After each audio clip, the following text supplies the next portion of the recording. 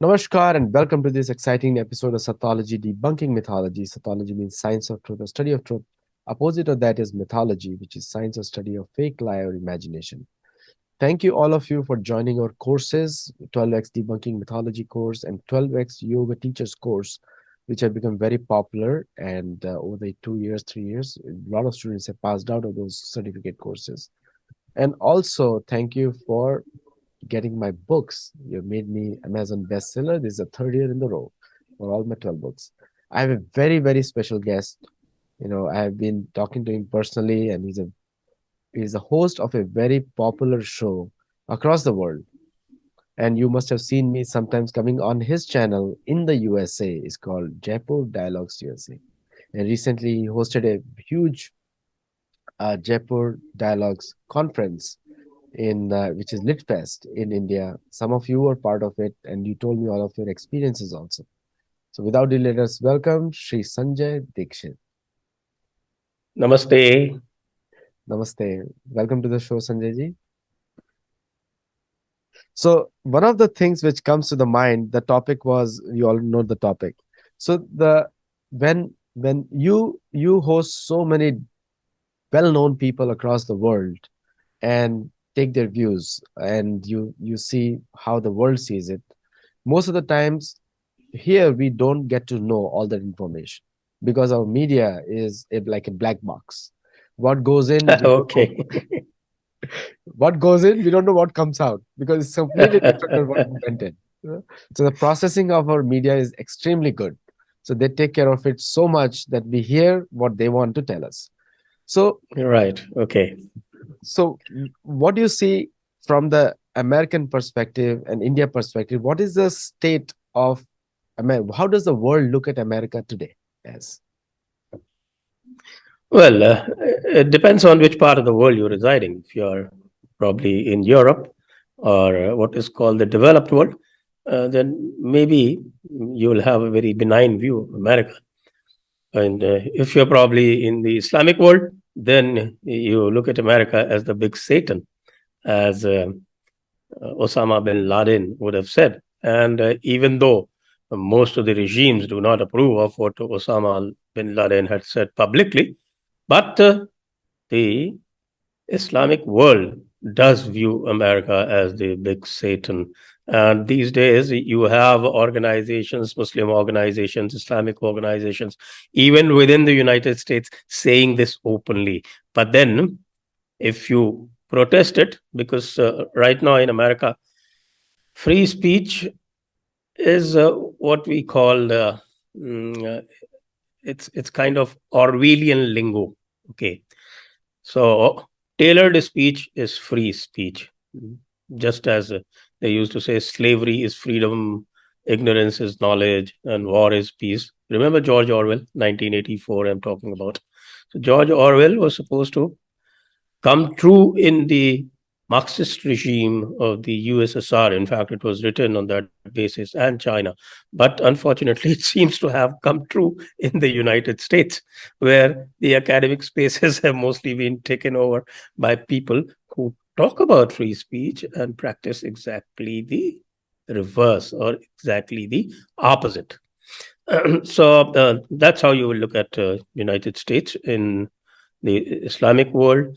Now, coming to the third world, well, um, they are quite starry-eyed, especially in really undeveloped countries. They are quite starry-eyed about the United States, and most of them have been sufferers of colonization. Mm, The colonization pattern has been such that actually America is today the extension of the Anglo-Saxon Empire. So, what used to be the British Empire in the 19th century and early 20th century is now called Pax Americana.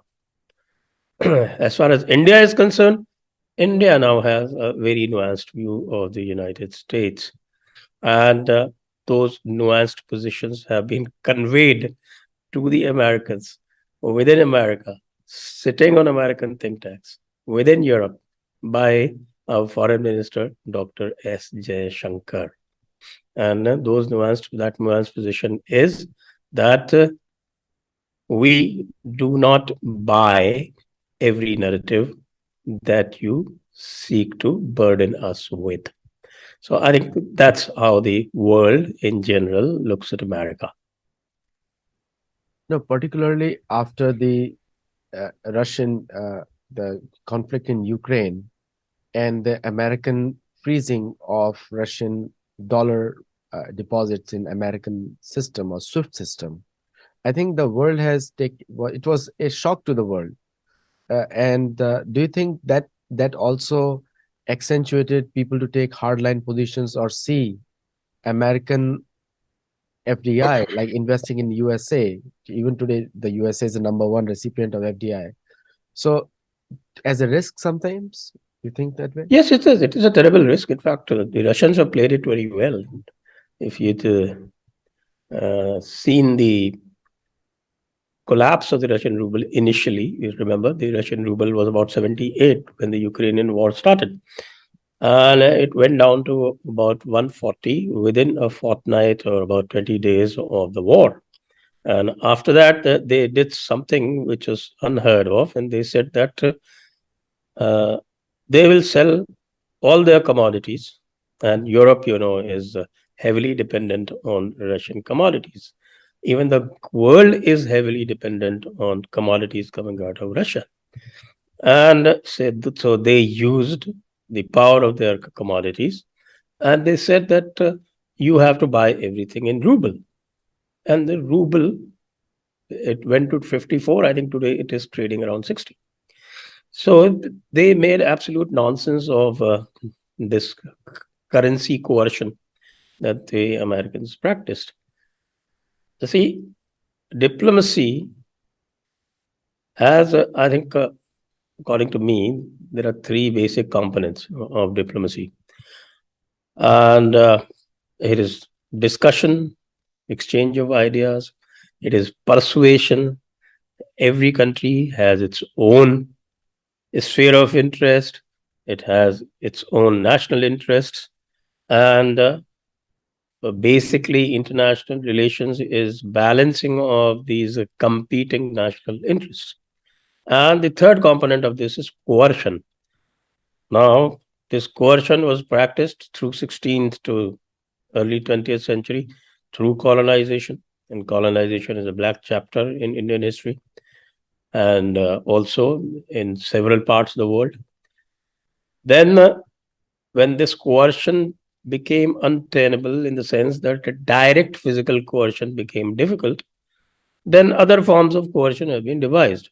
And one of them is this sanction diplomacy. Now, this sanction diplomacy has become so pronounced and so much in your face, quote unquote, that it seems to have become counterproductive now. And if it is not exactly counterproductive today, it is going to become counterproductive in the future.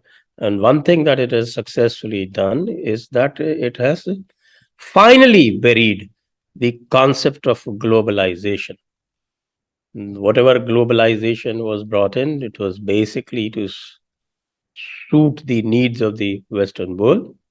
WTO, when it was brought in at that time, most people did not have a great idea about how it was going to work.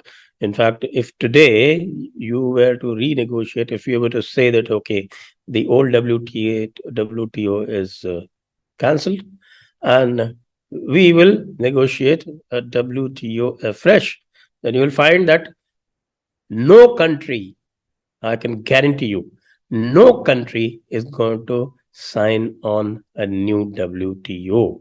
Such has been the experience of the developing world because they found that this whole WTO regime was so much inclined and so much biased towards the interests of the Western and the developed world that it wasn't helping them at all.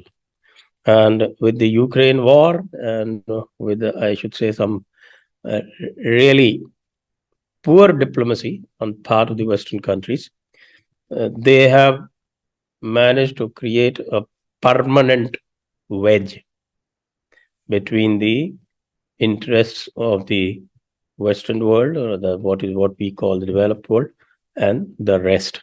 And fortunately or unfortunately, the rest comprises more than 60% of the world's population, including the two biggest ones, China and India. Yeah. You mentioned the term colonization, and I did one of my books was Gold, Glory, and God. I think it's very popular in the US now. In that, I mentioned one of the lines was colonization never ended, and by United through United Nations, and you mentioned WTO, which is a very important, which you correctly said it very well, and also other forums like IMF, the World Bank, which made a very pro-Western models and supported by the militaries. Because why will a European navy be working in Indian Ocean backyard? Diego Garcia, why? It's an open world. India is an ally, so why will they be still there? So there is some hammer there. So according to you, so do you think colonization never ended? It was just replaced with a new form of colonization. You see, the physical colonization, I make a differentiation. You can say now this has also become the current language. And in the current lingo, you differentiate between colonization and coloniality. Colonization, you can call the physical part of the colonization is the colonization where there was physical occupation of certain territories, certain countries, and that physical part of the colonization ended. And it also ended because after the Second World War, Europe had lost its capacity to govern them, and also because the New World Order that America wanted to bring in, they found that they were not the real beneficiary of colonization. The certain countries that were benefiting from those physical colonization, that they needed to be weaned off this physical occupation in order to serve American interests.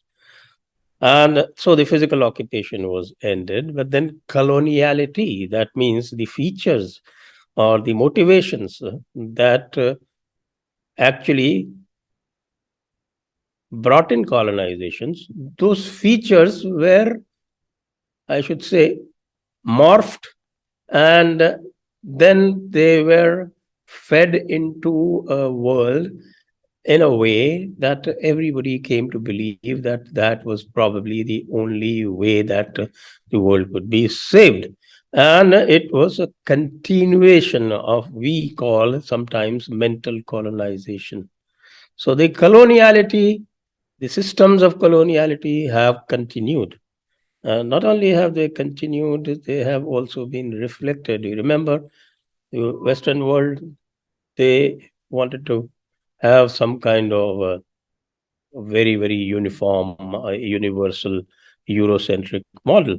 That Eurocentric model, if you remember, there was this, I think, this paper uh, by the United Nations that said that if the undeveloped world or the developing world has to develop, then it has to make sacrifices.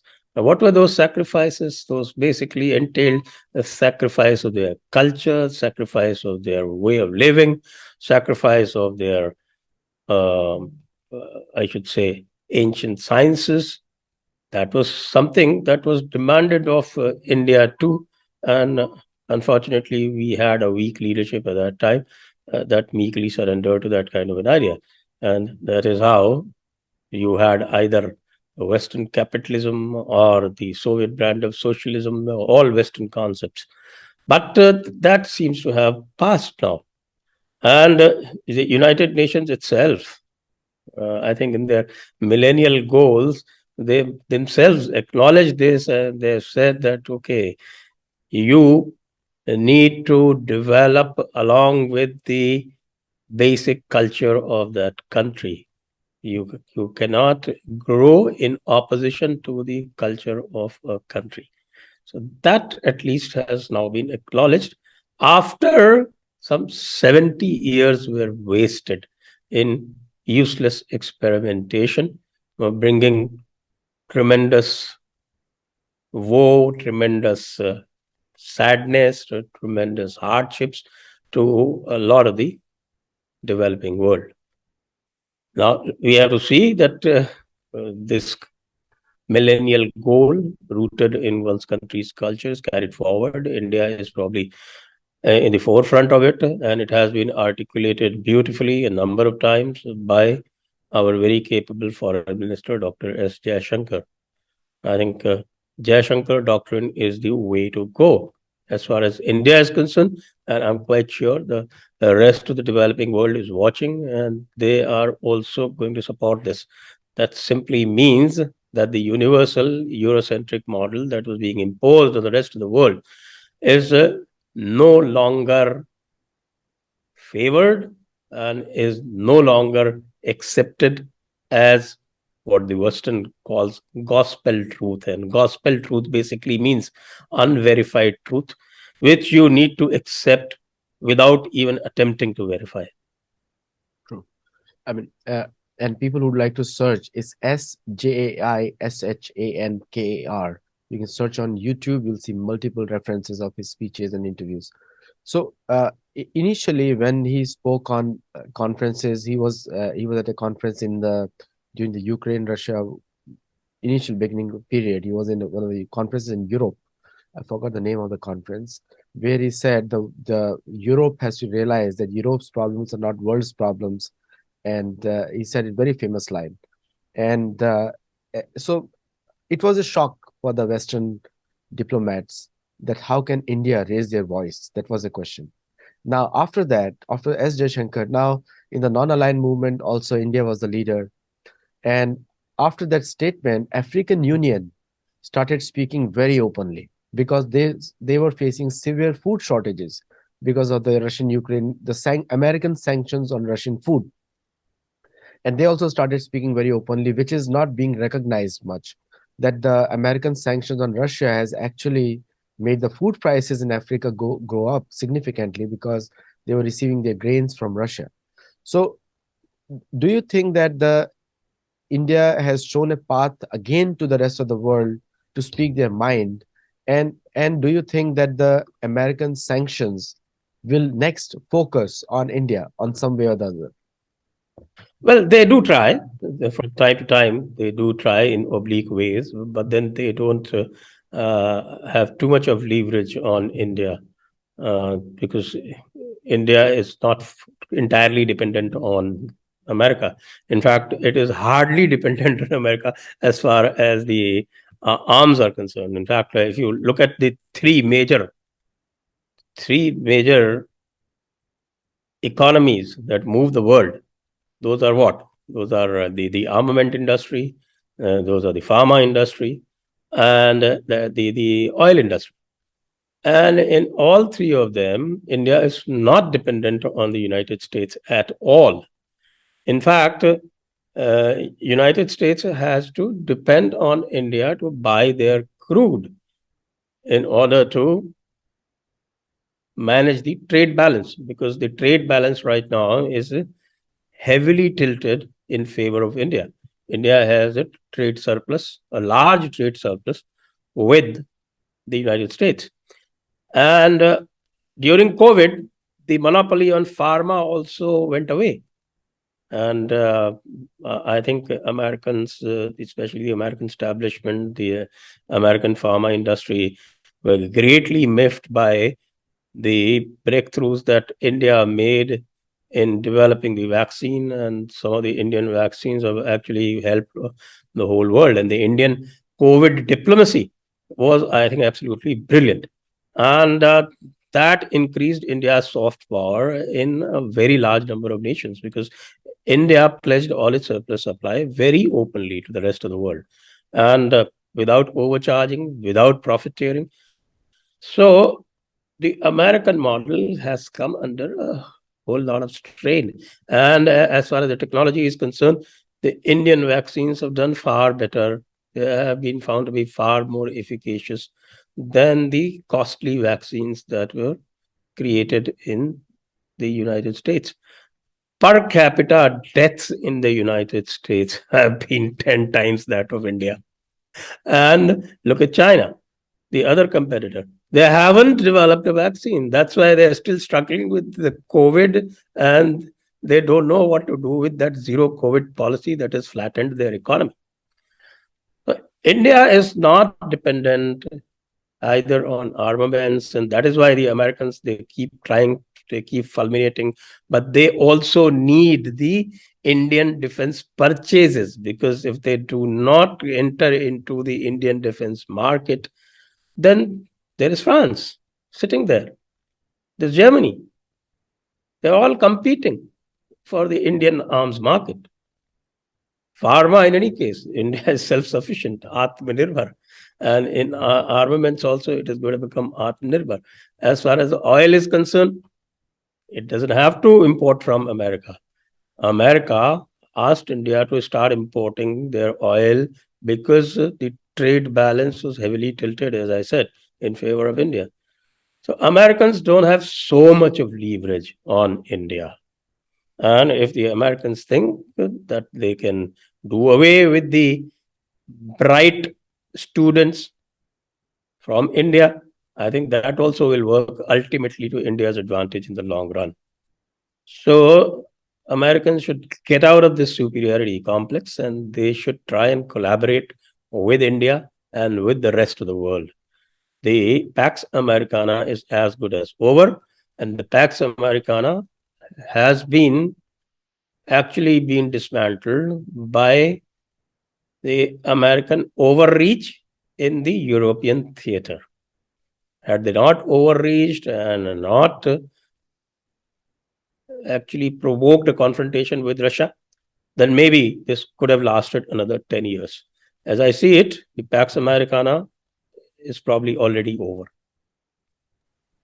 So one of the interesting things that you mentioned about Pax Americana, and there was a American conference in a couple of 3 4 months back, I think in June or July in Los Angeles, which most of the South American countries avoided.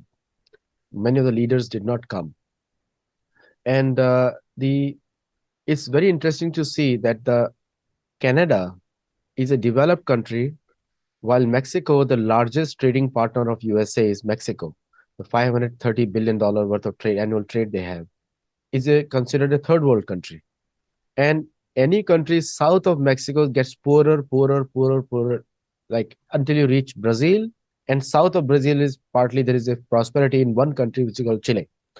So, you know, from your perspective, what are the reasons that the countries north of USA, which are American allies or maybe so-called the British colonies like Canada, and they are rich and the South American countries are poor? What is, according to you, what do you think on that? See, there are historical reasons for that. If you look at American prosperity, let's examine American prosperity, Canadian prosperity. Where does it come from? A lot of it has come from slave trade. That's an ugly truth that America and Canada don't want to talk about. And a whole lot of it has come from imposing mercantile restrictions on other countries and sucking out resources. What is America? What is United States of America? It is an occupation of a native land. Where are those natives? They were killed off.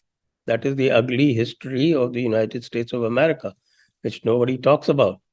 Look at a lot of other Western world. Canada, that school scandal was caught only recently. This is how barbaric they have been in subjugating and changing the ways and the culture of the native people. They have mm, done what is called for almost 200 years. They have had skewed trade practices in their favor. And WTO was another example of continuing those skewed trade practices. But I think this Ukraine war has actually been a godsend in the sense that people have realized that, okay, the Pax Americana is finally wilting away. And they have to thank Russia for actually taking the bull by the horn. You mentioned the word leverages before, and I've heard you speaking a lot on leverages. and the leverage is being used extensively to force many countries to do that. And you correctly said that the if had this Russia would not have taken over, then rest of the world would not be so openly speaking about these issues openly now. But what do you think about the Biden administration's response? And I am not political. Sattology is not a political show. I'll put a disclaimer right there. We are learning because Sanjay ji is a well-known journalist as well as an author of multiple books. So, what do you think the American uh, response is being seen to the world? Is it a knee-jerk reaction, or what do you think? It is a confused response, more in the nature of knee-jerk reaction. That's what I would say. So now, if we look at the corrective policy, you mentioned. I can just elaborate. For Sure. instance, they are trying to use Pakistan again, but they forget that today's Pakistan is such a gone case that no matter what they do, they would not be able to revive Pakistan's economy because Pakistan has put ideology before economy. So the ideology takes the front seat as far as Pakistan is concerned. So whatever you may do, you cannot revive its economy. And they gave a bloody nose to the Americans when they made them run away from Afghanistan. But now Afghanistan itself has turned against Pakistan. So that itself shows that the American policies are actually in the global sphere are basically disastrous because they cannot withstand any kind of domestic pressure. A lot of American foreign policy is dependent on midterm elections or presidential elections and what have you. And Vietnam War, according to me, was not lost by the American military. Vietnam War was lost due to American domestic politics. Afghanistan war was lost because of American domestic politics. And the Democrats itself, I think I can see going forward a clash within the Democrats between their moderate and the extremist sections. And the way the Democrats have been trying to appease the more extremist sections of their own party, Bernie Sanders, etc., I think the Americans may be moving so much into the socialistic policies that they might actually harm their USP. And that USP, what we call free speech, free markets, free movement, all of that is actually under threat. You are living in the United States, and I think you should know that better than I do. And those domestic policies impacting international policy is a pretty bad idea and has been afflicting USA for a long time. And what we call the famous USA establishment that actually uh, leans very heavily on this pharma, armament, and oil industry is now losing out internationally because they provoked this unnecessary war.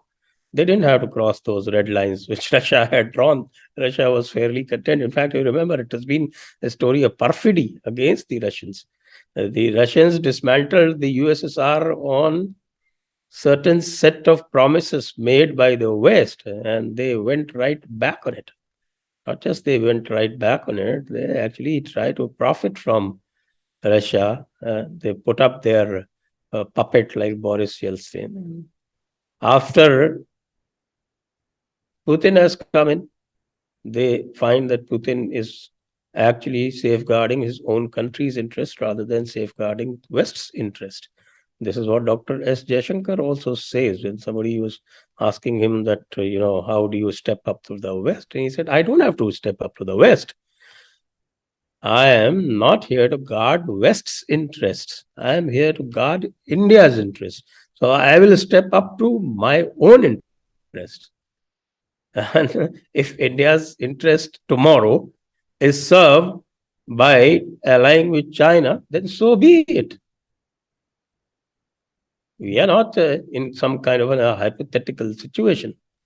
If our interest is served by allying with Russia, because Russia is India's best bet in preventing any kind of coercive sanctions coming from the West, because we know that the West is very heavily cut up in India's independence stand on Ukraine.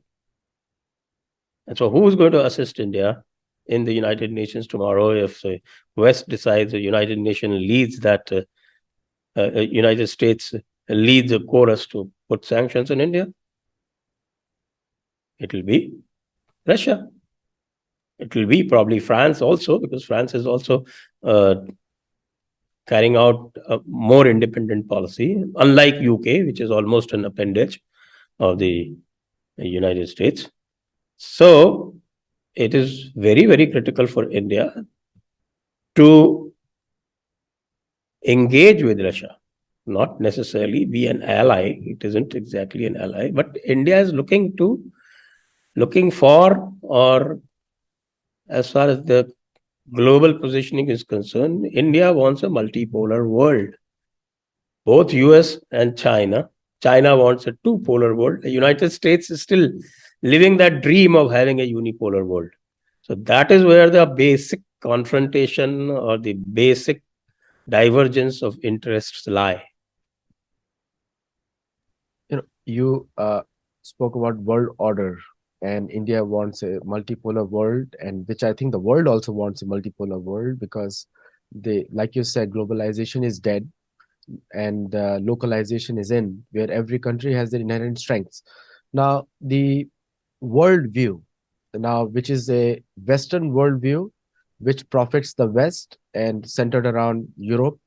Now, the definition of West also needs to be clarified. That what do you mean by West?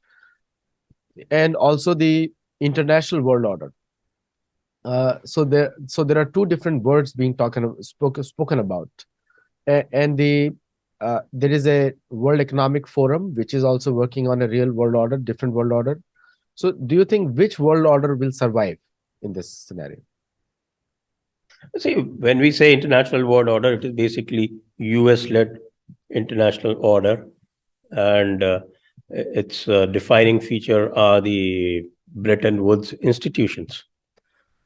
That's what we understand by the international world order, which also euphemistically it is called the rules-based order. It's already been challenged by China. The international order being able to do nothing about it. If you remember, the dispute between the Philippines and the China, and there was an arbitration, and that arbitration award went in favor of the Philippines, and the Philippines has not been able to enforce it in the South China Sea dispute I'm talking about, the maritime dispute over the artificial islands. Philippines has actually won it. It's won the international arbitration, but they can't enforce it. So China has been cocking a snook at the international world order. Then the US has not been able to enforce it. And US itself, in fact, is not a signatory to the UN Convention on the Laws of the Seas. And then uh, it is not able to also support the countries. In fact, it's not able to support Ukraine in a very big way.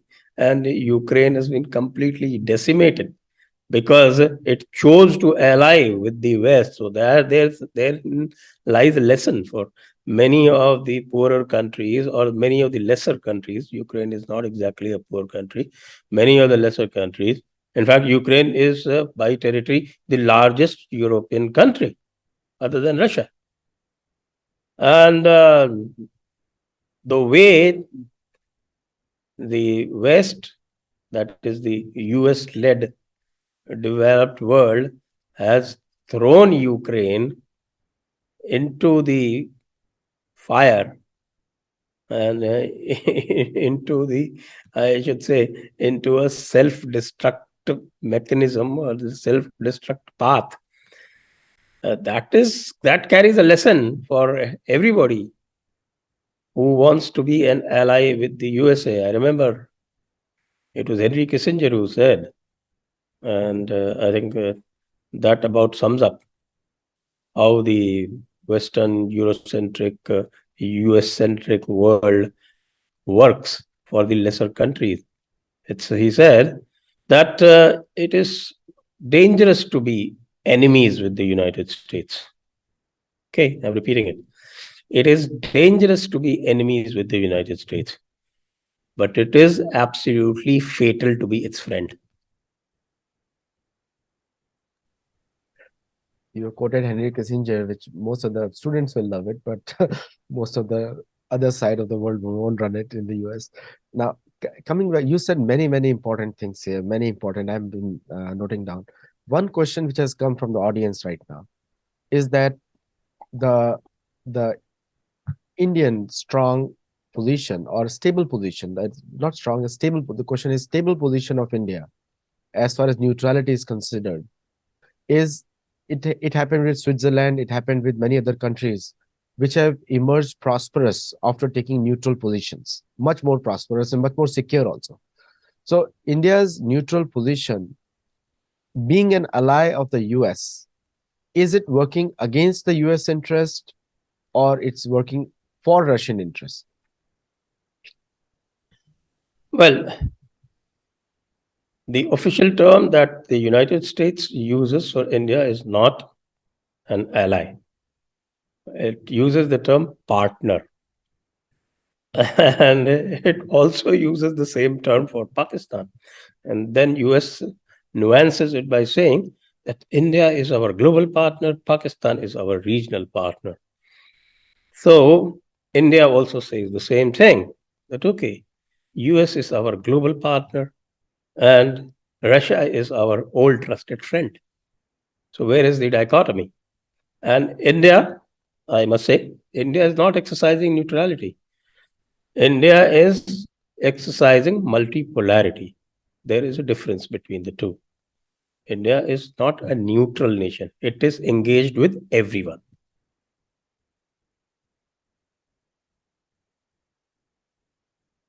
So as soon as the Democrats took over and the 2 years back, the old world politics, the American administration went back to the old ways of equating Pakistan and India.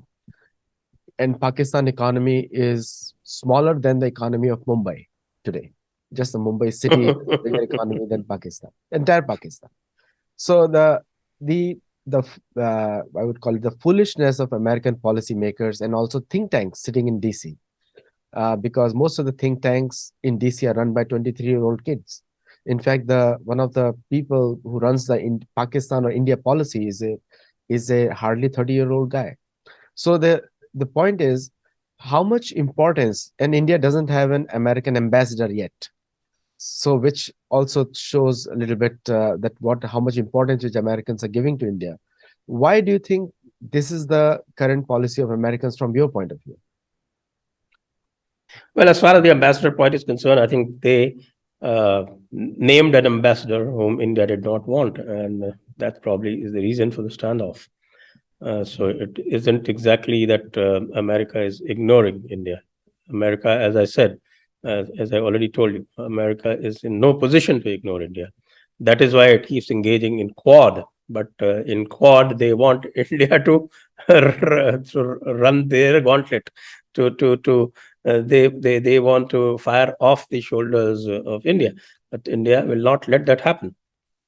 In fact, there was a question asked on Quad to Dr. Jayashankar, who said, "Well, if the Quad nations expect us to respect their national interest, then I must tell you that some of them do not even honor our maps with respect to Pakistan and China." So therein lies the rub. We are not allies, we are partners, and we partner with everybody. And this old policy of coercion, part of the diplomacy, is no longer going to work. You can have discussions, you can have trade offs, you can have negotiations, you can have persuasions. You cannot have coercions with India. One interesting thing comes in is the name Victoria Nuland, who used to be working for CIA and was responsible for balkanization. and she toured India and extensively, and it was very negatively viewed by Indian Americans, number one, and also Indians also generally. So, given her background, and she met the kind of people she met in India and kind of things she was doing, like, do those kind of emissaries by the American government help in fostering relationship with India? They're absolutely counterproductive. Everybody knows about Victoria Newland. Not just Victoria Newland, there's several other things, several, uh, I should say, there's several branches of US establishment in the media who are actively engaged in vilifying India and vilifying Hindus. We all know about it. And it's not the 70s. The US must realize that. Even in the 70s, Indira Gandhi did not listen to US and she vivisected Pakistan. Yes, and I think one of the speeches of Indira Gandhi's welcoming address at by Ronald Reagan is a very famous reminder when she said, "We are old civilization and you are a new one." She said that very clearly in that opening remarks. One last question, which has come from the audience, is that will India be ever willing to put boots on the ground in any of the conflict areas where they want Americans to get involved? Why should we want Americans to get involved? We don't want Americans to get involved anywhere. We are fully capable of doing our own thing. If at all we need, maybe we'll buy a few weapons from them. And we know that America is an unreliable partner. That's why we are very careful in buying crucial weaponry from them also, because we don't know when they will put a squeeze on spare parts and such things. Russia has always been our reliable and trusted partner. That is why, as far as India is concerned, or the Indians are concerned, the real patriotic Indians are concerned, we are always wary of United States, and we don't want to get involved anywhere where America is involved, and we don't need America to get their troops into India. We know that the Americans, especially the American public, has a very low tolerance level as far as battle casualties are concerned. They do not have the fortitude and the resolve and the deep societal commitments to battle casualties that Indians have. And that is why Americans have been losing wars everywhere. We do not want a particular body of troops or a particular army which has such low tolerance of casualties. We don't want Americans troops anywhere near our areas of concern. We are fully capable of dealing it with ourselves. Indian troops are the best in the world. Everybody knows that. That is why they were drafted into the Second World War, and they were instrumental in the Britain and the Allied powers winning the Second World War. Also, the First World War, because the Also, the First World War. Yes. Indian troops destroyed maybe captured the Turkish. Actually, the question I'll And the qualify the question. American public, let me address it to the American public, because the Americans are listening. They cannot take battle casualties. They start hounding their leaders. The moment 10 troops die, Indians have a civilizational time cycle that goes into billions of years. And that is why we have tremendous fortitude and tremendous capacity to take these losses. Because we go by the lessons of the Bhagavad Gita that says that the life on this planet is a transient life. It is just a transition. It is because of that you can never match the mindset of an Indian soldier. American soldiers can never match the mindset of an Indian soldier. Western soldiers can never match that. Islamic soldiers, some of them, because they have this great fondness for their mythical Jannat, they might sometimes be able to do better. In fact, they do better than the Western soldiers all the time. And secular armies, forget it. You have to be rooted in some kind of a faith to be able to fight when bullets are flying all around. If you do not have a faith, you cannot fight. So the Western world, which is becoming what is called no religion, no spirituality, is not going to be able to fight any war 15, 20, 30 years from now. Yudhya Palayana, very famous words of Bhagavad Gita. So the context I was trying to say, the context in which that question was asked was when the American troops get involved, other than India, like in Afghanistan or other countries of conflict. That was the context of the question. Whether the No, Indians will not get involved into other people's affair. No way. That was a context. Thank you so much, Sanjay ji, for coming on the show. And if do you want to conclude anything? Would like to, if I missed out any point on this topic? No, I think you covered most of it, and I have to thank you, and I have to thank the audience also for being very patient with me. Thank you so much.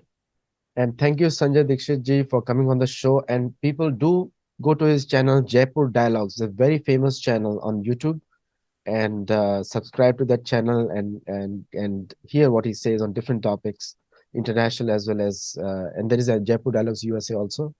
And also he has written famous books on Yogeshwar. You can search his name on Amazon. You can get his books in the US. Thank you so much for coming on the show today, Sanjay ji. And do like, share, and subscribe to our channel and let us know your feedback. Namaste. Namaste.